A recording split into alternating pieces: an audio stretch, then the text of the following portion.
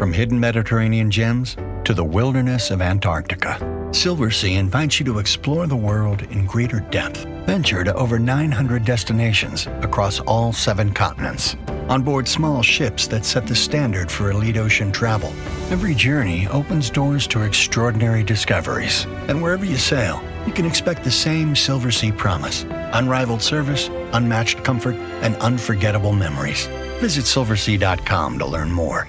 Your favorite local grocery stores like Kroger, Ralph's, Fred Meyer, and more are now delivering on Uber Eats. Get 40% off your order of fresh, quality ingredients. Whether you just got home to an empty fridge or suddenly got a craving to whip up something new, you can get everything you need delivered in as little as 25 minutes. Get 40% off your order with code Kroger2026. Plus, members get $0 delivery fees. Order now on Uber Eats. Orders of $30 or more save up to $25. Ends 4/30/26. See app for details.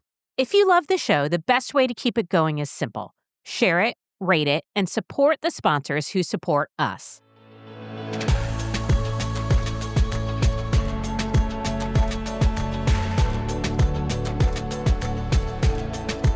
I am Nicole Khalil, and you're listening to the This Is Woman's Work podcast, where together we're redefining what it means, what it looks and what it feels like to be doing woman's work in the world today.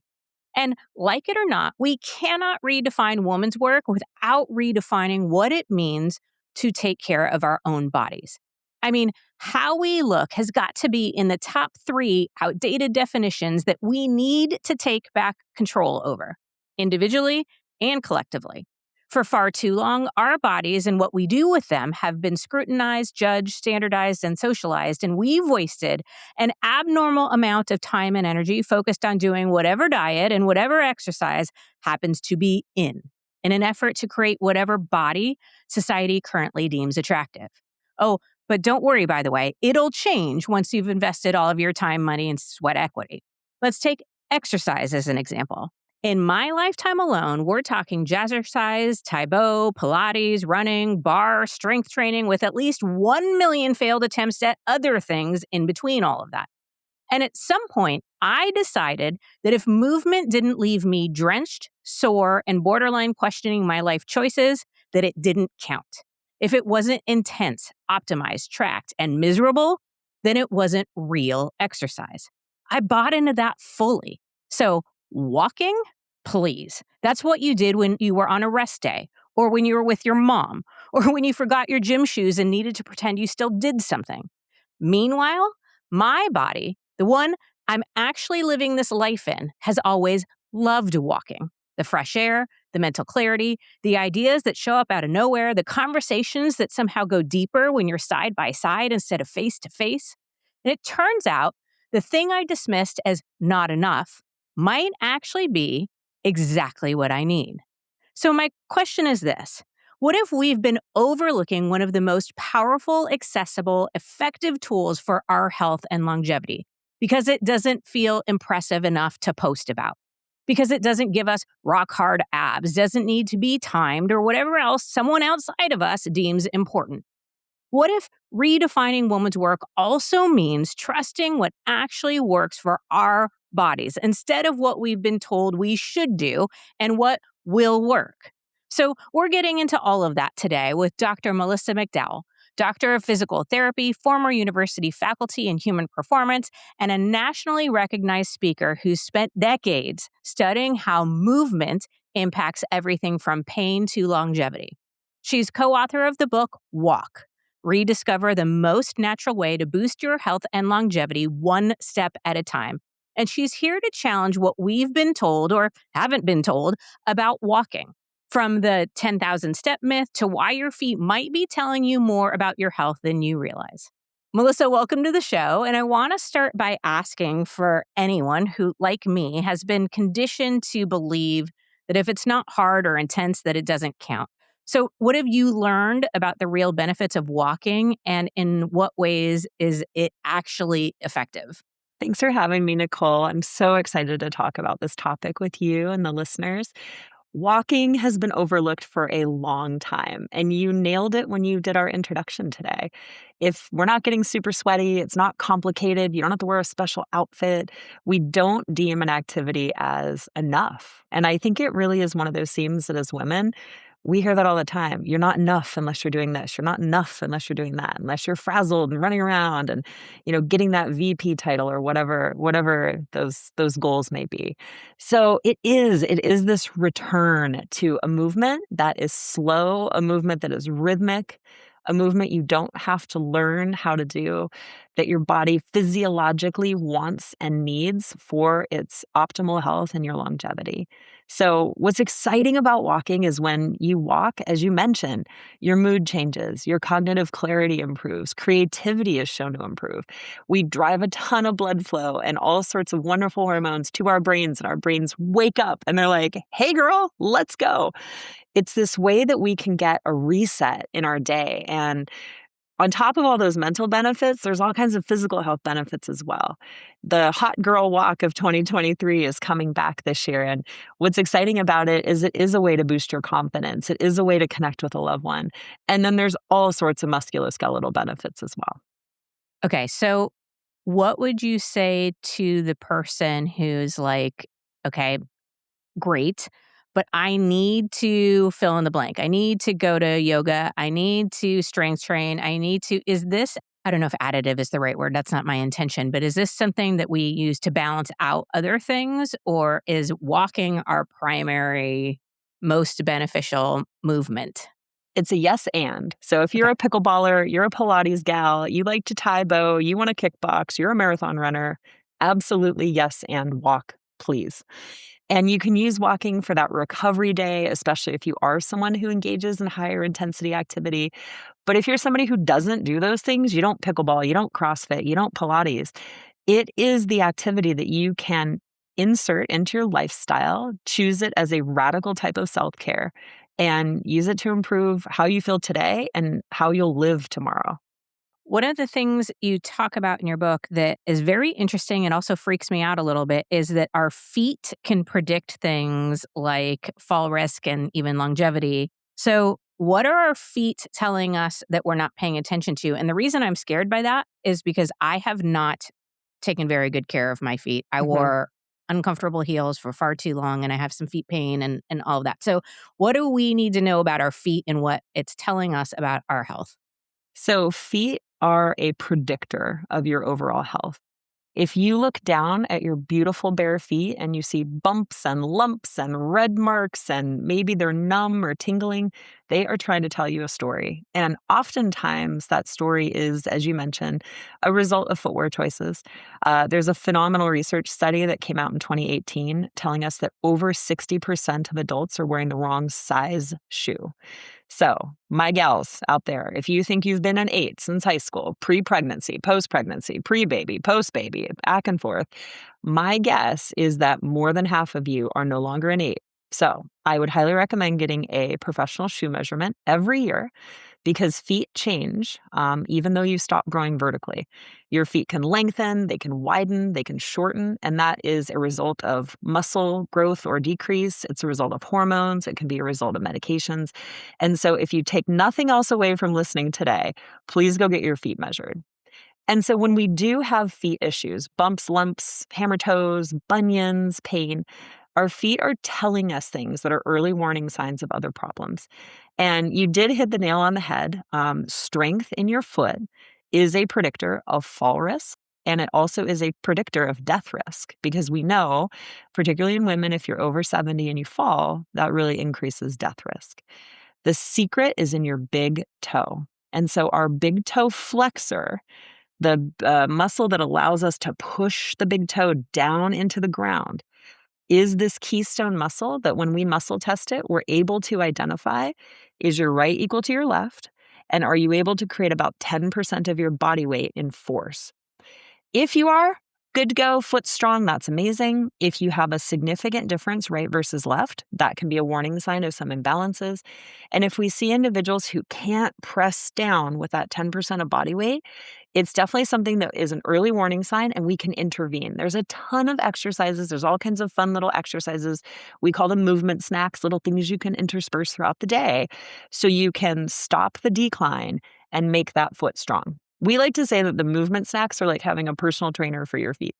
Okay, first of all, I love the term movement snacks. I'm stealing that. It's so good. Yes. And is walking one of the ways that we can strengthen our big toes and our feet?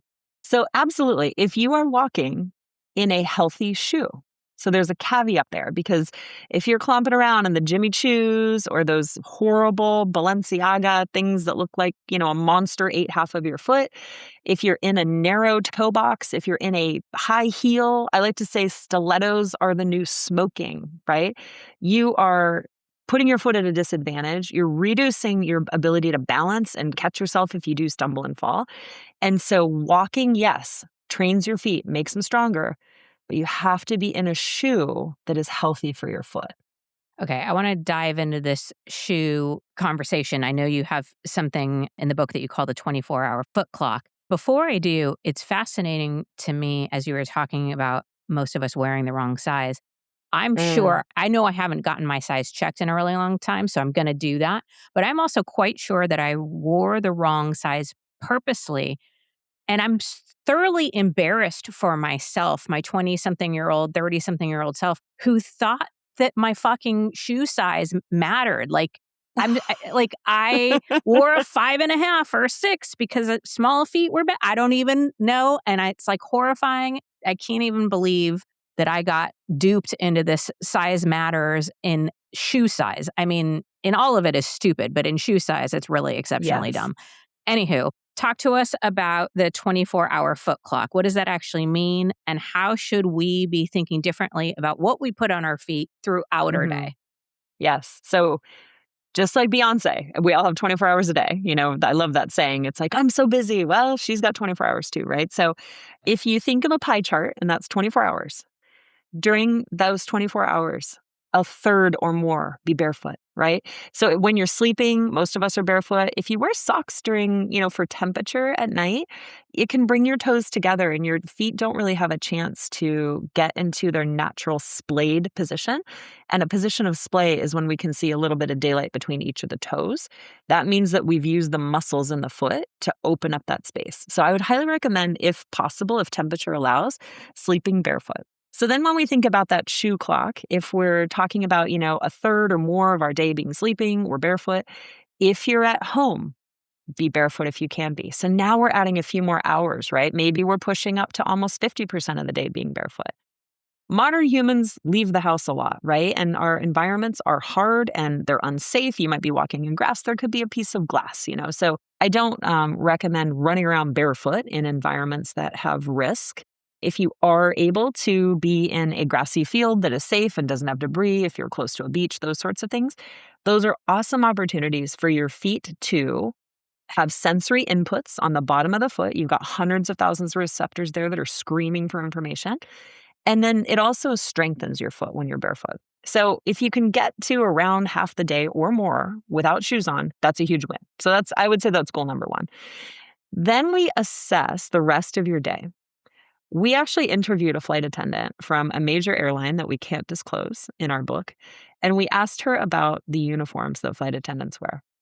We know that this is not just reserved for flight attendants. This is women and men in many professions that require a specific type of shoe, style of shoe, the military, uniform shoes, those sorts of things. If you're someone who has to wear a certain type of shoe because of your profession, what we want to do is when we think about that 24-hour shoe clock, how many hours are you in that one? Are you in that shoe for 8 hours, 10 hours, 12 hours? What can you do to counteract it if you have to wear what we call a fancy shoe, like a traditional shoe? And then the other part of the shoe clock is if you're able to get into the types of shoes we call functional or minimal. So a functional shoe is going to have a few criteria. It has a wide toe box. It is shaped like a foot. So if you're wearing shoes right now while you're listening to the podcast, maybe some of you are out walking, that's even more bonus points. Go ahead and look down at the toe box of the footwear you're wearing. If it is tapered, it looks like an arrow or a point, that is a narrow toe box. If it's wide and it looks like your foot, that's a wide toe box. A wide toe box shoe is a more healthier choice. And it also is what we call a functional shoe. A functional shoe has a wide toe box. It's got a lower heel to toe drop, meaning there isn't as much difference of the foam below the heel as below the toe. And it's going to be less cushioned. So those of you who are wearing mega shoes, and I could list off the brands, and you guys all know them, the super duper cushion shoe, super giant pillow shoe, those shoes are taking away the sensory information that you get from the ground you're walking on. They create some instability. And so you want to be careful as you're assessing your 24-hour shoe clock. Are you choosing traditional shoes, or are you having to wear a uniform shoe? Can you spend some time in a more functional shoe, which is that wider toe box, lower drop, or less cushion? And or are you able to go to a minimal shoe? And a minimal shoe is the shoe with a wide toe box, 0 drop. So your heel and your toe are at the same level. There's no height under your heel, and then very little to no cushion. It's a shoe that you could take and you could twist it almost like you're wringing water out of a towel. So that's how you would do the shoe clock. And it's a fun exercise. I'd encourage everybody to try it. Assess your 24 hours. Think about, the parts of the pie that you're wearing those shoes throughout the day. And then if you are someone who's required to wear a uniform shoe, then we talk about, all right, well, what do you do to counteract that? You know when you find something you love or a great deal and you cannot shut up about it? Yeah, that's me with Quince. My sister told me about it, my friend who edits this podcast, colleagues, even women at a recent retreat. Apparently, none of us can shut up about Quince. And now I get it. My latest obsession is a trench coat I bought for my 3-month trip to Europe, and it had to check a lot of boxes. It needed to travel well, not wrinkle, look good enough for Europeans who somehow always look put together, and not cost a fortune. And this one nailed it. The fit is great, the fabric holds up, and the price was honestly shocking in a good way. Quince makes beautiful everyday pieces using premium materials with style starting around $50. They work directly with ethical factories to cut out the middleman, so you're paying for quality, not markup.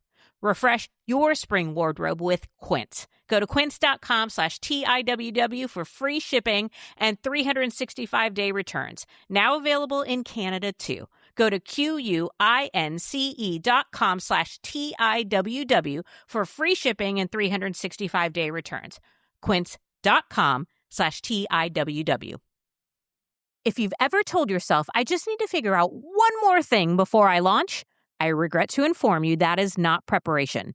That's procrastination with better branding. At some point, you don't need more research. You just need a good place to start. Shopify is the commerce platform behind millions of businesses around the world and 10% of all e-commerce in the U.S. It gives you everything in one place, from building your store to managing payments to tracking analytics. So you're not trying to piece together 5 different tools and hoping they work. You can use ready-to-use templates to create a store that matches your brand, AI tools to write product descriptions and page headlines, and built-in email and social campaigns to actually reach your customers. It's time to turn your what-ifs into with Shopify today. Sign up for your $1 per month trial today at shopify.com/TIWW. Go to shopify.com/TIWW. One more time, that's shopify.com/TIWW. I can't say I'm totally surprised about barefoot, but I am surprised about the less cushion, because we think the more cushiony, the softer, the better they feel in the moment, the better they are for our feet. And so I don't want to put brands on blast, but let's do the reverse. Are there any types of shoes that you find to be generally great brands or great shoes, counting the fact that some of us want or need to be somewhat fashionable when we're out and about? Yes, Any tips there? for sure. Yes, absolutely. So some of the brands I like that are considered a more functional shoe, so they have a wide toe box, less of that stack, right? Your heel isn't super popped up. Ultra Running is a great shoe for walking and running. I love that shoe. That brand is doing a great job technology and innovation-wise. Topo Athletic is another shoe that is kind of same. And these are more sport shoes. You wouldn't wear these with a dress by any means. I mean, you might. I wouldn't. It's more of a sporty shoe. And another one is called Notace, Notace. That's another functional shoe. And then when we talk about more minimal shoes, again, the criteria for a minimal shoe: wide toe box, 0 heel to toe drop, completely flat, minimal cushion, and twistable. There's some really fun brands out there. Vivo Barefoot is a brand that does an amazing job. They've got everything from streetwear to almost like a snow boot to cute shoes. There's a ballerina flat coming out this year, ladies, that I would get your hands on as soon as it drops. That's a brand that I love. I love the brand Wildlings. I'm actually wearing a pair of Wildlings shoes right now. They have some really cute kind of street styles. Again, more of a fashion shoe. And there's a brand that's from Mexico that's a sleeper, and it's called Origo, Origo. And they're handmade by artisans in Leon, and they are absolutely gorgeous shoes. And they are a wide toe box, and they're like a women's or men's dress shoe. So you can get a Mary Jane, like some sneakers, some different types of loafers. They do boots. And so those are some that I really think are worth examining and checking out. For those of you who are more budget conscious, get on Amazon and look up Witten, Whitin, that brand. You can get a pair of functional shoes for $30 and try them out and see how it works into your lifestyle. The biggest thing that we teach in the book is when we have those three criteria or types of shoes, we have traditional shoes, functional shoes, and minimal shoes. You have to earn the right to go down the spectrum. So if you're someone who's been wearing high heels, you've been wearing a super cushioned shoe, like a Brooks, a Hoka, a Nike, those types of traditional shoes, if you want to change to a more functional shoe, you kind of have to go back and forth. Because if you just go cold turkey, all of your tissue is going to get upset. Then if you go from a functional shoe to a minimal shoe, and you guys maybe remember the 5 fingers barefoot shoes from years ago, people would get those and they go, oh, I'm going to go run 10 miles in them. And guess where they would end up? In the physical therapist and the chiropractor's office, because your tissue hasn't really adapted and earned the right to go into a minimal shoe. So we talk about moving down that spectrum from traditional to functional, dabbling in minimal, going back to traditional, going back to functional, back and forth, until your body kind of tells you what's working for you. Fascinating stuff. And also one of the few episodes where we just encouraged us all to go shoe shopping. So I'm very excited about that. Okay, my next question is, you say in the book that walking is a key pillar of health, on par with things like sleep and nutrition, which I think we talk about a lot and prioritize. So my question is, why is something that's so foundational, so historical, and we have so much evidence, like we think of the blue zones, none of them are like gym focused or particular exercise. It's all walking and movement. Yes. Why has something so foundational been so overlooked in your experience? So I think walking is overlooked because it's just so obvious and it's right in front of us, and it feels like you're not getting much bang for your buck. There's no social media account. There's not a proper hashtag. Nobody has a multi-gazillion dollar marketing budget for walking. We have that for running. We have that for pickleball. We have that for CrossFit. We have that for every gym known to man, SoulCycle, Peloton, you name it. Dollars, dollar signs. Nobody's putting that behind walking yet. I would say no one's putting that behind walking yet. And so there is a movement coming, I believe. And I think Courtney and I, my co-author of the book, we are very much on the front end of the ones like shouting from the mountaintops, hey, come along with us. Let's go do this thing together. And so I do think it's overlooked because we have gotten into that hustle culture and that biohacking culture. What's your Whoop score? What's your Aura ring say? What's your Apple Watch telling you about when you should menstruate or when you're going to have sex? Like, it's all just like getting a little bit ridiculous. And so I think there's just opportunity to take back something that 98% of the population has access to do, right? We definitely recognize there are some people who don't walk for various reasons. There's all sorts of other activities they can participate in to help boost their cardiovascular health, connect with their communities. But when we are talking about people who do have the ability to walk, it's that connection, person to community. It's that activity that is actually easy for most of us. And so it does really reduce some of the participation barrier. Because if we want to go play pickleball, Nicole, we need 2 more people. We need a bunch of equipment, and we have to book a court because everybody known to man is pickleballing. If we want to go CrossFit, we need a membership. We need skills. We need to be fearless because it's kind of terrifying. And so when you think about walking, it's one of those things where it's like, hey, do you want to come with me on a walk? It's an opportunity for connection. It's an opportunity to lift someone else up, to listen to their story, to support them. The rhythmic nature of walking with somebody creates connection on so many different levels, calming our neurologic systems, helping boost that interactivity that we're all seeking right now in challenging times. And I just think that it's right in front of us. We just need to unlock it. We need to be specific and give people a permission slip to do it, right? And we also need to give people some guardrails and parameters of how to do it well. Yeah. Okay. And I do want to talk about that because I have a feeling somebody is listening and is like, time out. I'm getting my 10,000 steps. Is 10,000 steps the right, I don't know, ideal, or is it a myth? Like, talk to us about the 10,000 steps. And also, is there an ideal, I don't know if metric is the right word, but something we should be striving toward? Yes, step count. Step count's a fun one to talk about because I love to think of it like a salad bar. There's something for everyone, right? 10,000 steps. It's a myth. Throw it out with last year's music you were listening to that you're over. The song of the summer 2025, we're not listening to it anymore. 10,000 steps is a hangover from the 1960s, and it was from a Japanese pedometer marketing campaign that was launched following the Tokyo Olympics. And there was this huge call to action in Japan for health and being well and moving in community, and everyone was really inspired. And a pedometer company, the old school pedometers that have like a little ticker, and every time you take a step, it goes click, click, click. A pedometer company named the device a Manko-Pei, which is 10,000 step meter. And when you hit 10,000, the thing reset to 0. And that's where it came from. So all of you who are listening who feel pressure, who feel like that is the benchmark, who feel like if you don't do 10,000, you're failing. I want to unlock this for you. 10,000 steps is a bunch of horseshit. So there are no scientific studies that support 10K. There are no studies that say you absolutely have to do all of this in one bite. So let me unpack that for everyone.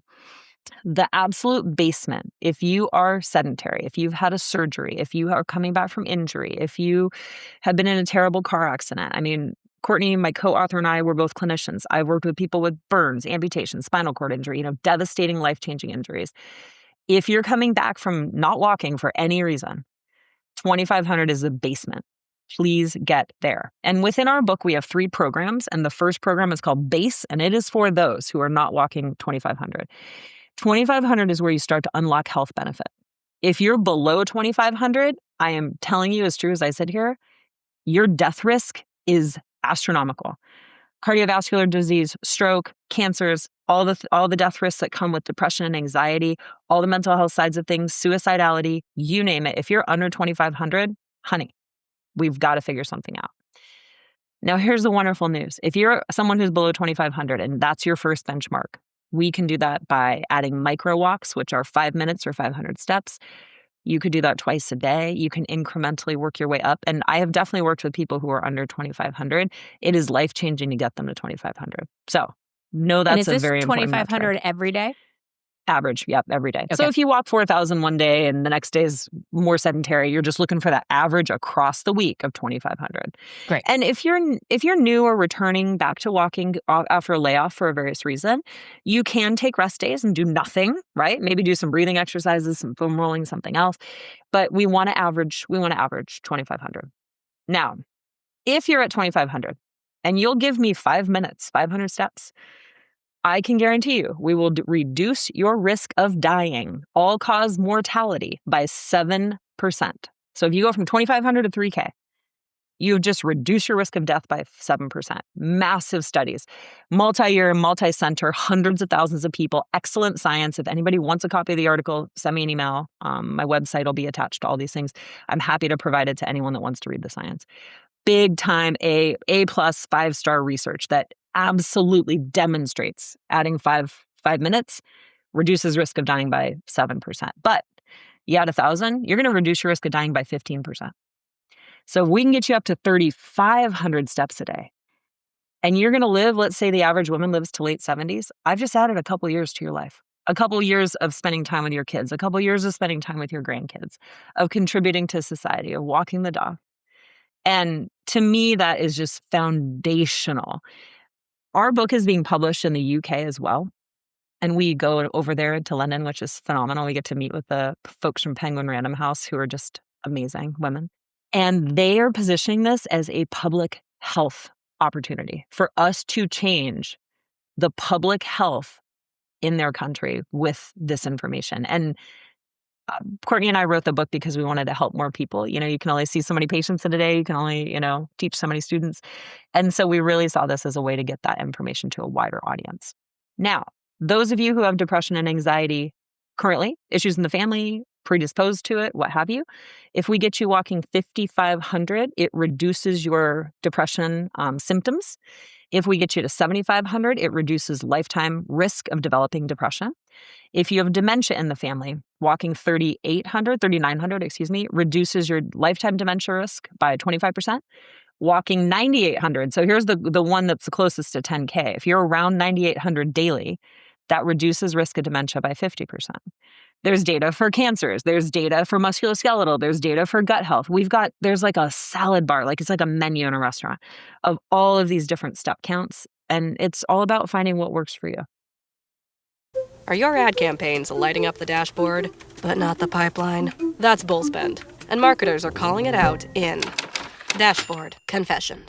My boss asked for results, so I opened my dashboard for the only positive-sounding metric I had: impressions. Cut the bull spend. See revenue, not just reach. LinkedIn delivers the highest return on ad spend of major ad networks. Advertise on LinkedIn. Spend $250 on your first campaign and get a $250 credit. Go to linkedin.com/campaign. Terms and conditions apply. Pepsi Prebiotic Cola in original and cherry vanilla. That Pepsi taste you love with no artificial sweeteners and 3 grams of prebiotic fiber. Pepsi Prebiotic Cola. Unbelievably Pepsi. I love it because then we can kind of pick from the salad bar and build off of it. Yes. And, all of those things are important to me, but I do have dementia in my family and it scares the shit out of me. And so I literally wrote down 3,900 and I give myself something that matters to me, and then I can build from there. Okay, so you mentioned the mental and emotional and the relationship sides of walking. So I would venture a guess that it's done best outdoors and sometimes with people. What are your thoughts on treadmills? Is it better than nothing? Is it forget it, just get outside? What are your thoughts? I love a treadmill. And a treadmill is wonderful because it's safe. I travel a ton for work. I've been to all 50 states. I go to various countries. I travel alone a lot. There's times where I don't want to go for a walk in the place that I have been put in a hotel. So a treadmill is something where you are able to control your environment and be very safe. It's also wonderful for people returning from injury, surgery. If you have foot pain, knee pain, low back pain, you name it, the belt's cushioned. So it's going to be more forgiving than walking outdoors. So I love a treadmill as a way to get into an outdoor walking program if you have access to a treadmill. Another thing that's phenomenal about a treadmill, you can stop whenever you want. It's like if you're going on a walk and it starts raining, you're screwed. And so it is one of those things where it has so much utility if you have access to one. In our book, we talk about ways to be good at walking. And this is a question I get often asked during interviews and things. How do I walk better? How do I know if I'm doing it right? Whatever. Everyone walks differently because we're all different heights, different leg length, different speed. Maybe some of us have differences of limbs, all those sorts of things. One foot's longer than the other. One muscle is weaker, what have you. But universally, our goal for every single person who walks is to be efficient, be an efficient walker. So I am a total creeper in airports. If you ever see me in an airport, come say hi, please. But I'm a total creeper because I am busy watching people walk. I am assessing their shoes. And yes, I'm judging you if you're wearing stilettos in an airport because that is dumb. Same. Especially if you're dragging a bag. But I'm watching people walk because I'm fascinated by gait. And you can really learn a lot about someone and assess, are they happy? Are they sad? Are they hustling? Are they slow? Are they carrying a baby? Are they carrying a backpack? Like, what do you learn about somebody watching them walk when they don't realize they're being observed, right? And you can also see the people who are struggling walking. Maybe they have a little bit of a limp. You see that like torso shift. Maybe they're catching one foot. Maybe you can hear a foot that scuffs. That's just an inefficient gait pattern. Doesn't mean it's wrong, but it means there's opportunity to improve. And so we love to teach individuals, especially when we talk about a treadmill, get on a treadmill, walk, do not have music going, and listen to your gait pattern. Does it sound equal? 1, 2, 1, 2. Does it sound imbalanced? 1, 2, 1, 2, 1, 2. Do you hear a scuff? Do you hear something that sounds not equal side to side? And then treadmills are wonderful for walking drills to boost your efficiency. So in the book, we say walk taller, walk softer, and walk faster as 3 drills, which are really fun to unpack. And then another one that's amazing on a treadmill is walking backwards. And people are always shocked that we're like, walking backwards, that sounds unsafe. On a treadmill, you can hold on to the handrails. And so it's a great way to introduce walking backwards. Walking backwards, if you are someone who struggles with knee pain or low back pain, there are phenomenal research studies supporting backwards walking as part of your walking in order to start firing muscles in different patterns, emphasizing different muscle control, offloading those painful joints. You'll be shocked if you're someone who struggles with knee pain and you're like, I don't want to walk, it makes my knees worse. Go ahead and start with forward walking, switch to backward in a safe environment, treadmill, or, walking around a track is actually great backwards because there's no potholes or, things, different obstacles. And then switch back to forward walking and see how you feel. So I'm a huge fan of a treadmill. I would much rather people walk than don't. And for all those reasons I just mentioned, safety, being able to ramp up, playing with drills, I love a treadmill walk. Okay, great. Good to know, because I think my favorite way of doing it is outside with somebody, but that's not Yes. always feasible or reasonable. Right. So good to know there. You mentioned earlier, and I couldn't agree more, that I'm just going to put it all under the biohacking umbrella, that it's gotten a little ridiculous. And so for the person listening, like me, Yes. who sometimes is like, I don't have the time or the energy for one more thing. Mm-hmm. So my question is, any tips on the most realistic, the most approachable, the most helpful ways to start to incorporate, to walk, without having it feel like this one more extra thing? Yes. I'm a mom. My daughter is now in college, but I'm a dance mom. So there is glitter and eyelash glue still everywhere in my environment. I wouldn't have it any other way. Those gals out there, you're running kids, you're picking bodies up, you're here, you're there, you're doing all the things. When you are waiting for somebody in the drop-off line, soccer, dance, pick up your husband at the airport, whatever's happening in your life, that's a chance. That's a chance to sneak in a walk. 5 minutes. 5 minutes can change how you're feeling, creativity, reduces your blood pressure, improves your circulation, helps with gut motility. If you're somebody who's struggling with blood sugar, it's an amazing way to assist your pancreas in helping to get blood or sugar out of your blood. So sneak a walk. Just squeeze her right in there. Be brave, be fierce, be unapologetic, and take that 5 minutes for you. The other thing I love is a walk and talk. And so a beautiful activity is to call a loved one while you're walking. If you are in leadership in a business, I challenge all of you listening right now, give permission to your teams to walk and talk. We don't all need to be sitting in front of Zoom. Yes, some of us talk about confidential things. That's not an appropriate time to walk and talk. But if you're doing a stand-up, a team catch-up, even an interview, you name it, take that person for a walk. See if they can keep up. Maybe it's a nice way to weed out the weak, but I would really encourage those of you listening who are in positions of leadership, give permission for walk and talk. So sneak them in when you're waiting for things, drop off, you name it, and then call a loved one and get on the phone with them while you're walking and talking if you're in a safe environment where you can wear headphones and that sort of thing. And those of you who are in business, I just would love for you to change that narrative and give people the permission to walk and talk meetings. I'm so glad that you said that. One of my best friends, almost every time I talk to her, she's out walking. I love it. And almost every time she's out walking, I end up going out walking because I'm like inspired by her breathing heavy. I'm like, I'm not going to just sit here and not, Right. And I also think of, too, those under desk treadmills that they have walking now. pad. Thank you. Walking your dog. I love my dog for so many reasons, but one of the initial reasons we got him was because I was like, that will give me a legitimate reason to get out there. I guess as you were saying that, there are just so many little opportunities. And what I love about walking that I dismissed in the past is that it can be done in 5 minutes. It can be done here or there. It can be done 7 times in one day and fit in between things. Whereas most of the other exercises that are being thrown in our face on a regular basis, it's like an hour. Plus, the drive time, plus the getting ready, plus you have to shower after, and it's like, all right, every day, that's a 2-hour decision. It's a big commitment. Minimum in most cases. And I'm paying somebody and all the things. So thank you for being here, for doing this incredible work, for reminding us and reinforcing and having all of the data and the medical research to back it up that movement is movement, and walking is probably the best place for any of us to start. Melissa, thank you. I'm so appreciative of you being here today. It's my pleasure. And I'm really excited to share what she looks like. This is our beautiful girl. She's launching May 5th. What's fun about the book is there's some special stories of the little avatars on there. This is my dog who passed away in 2025. So she is being honored on the cover of the book. Her name was Olive.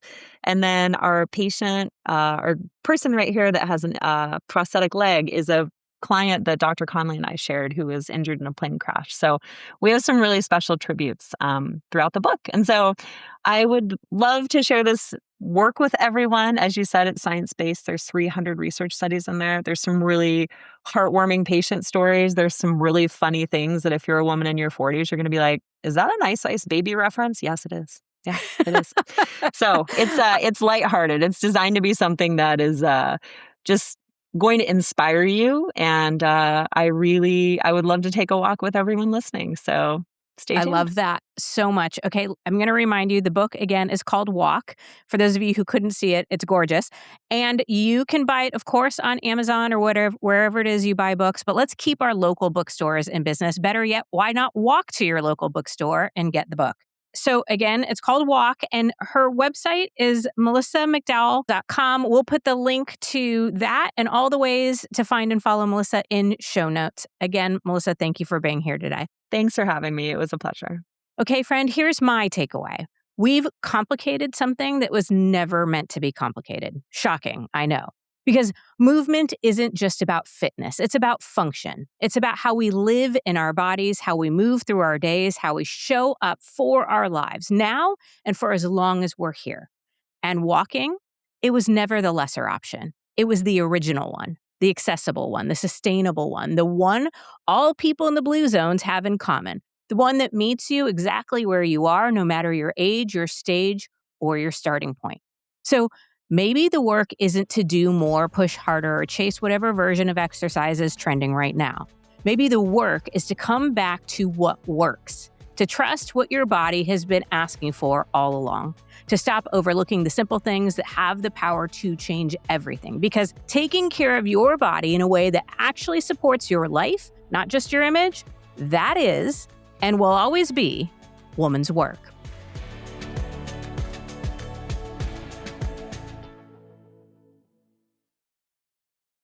Are you looking for a podcast that your whole family can enjoy that asks the deep philosophical questions like, do trees fart?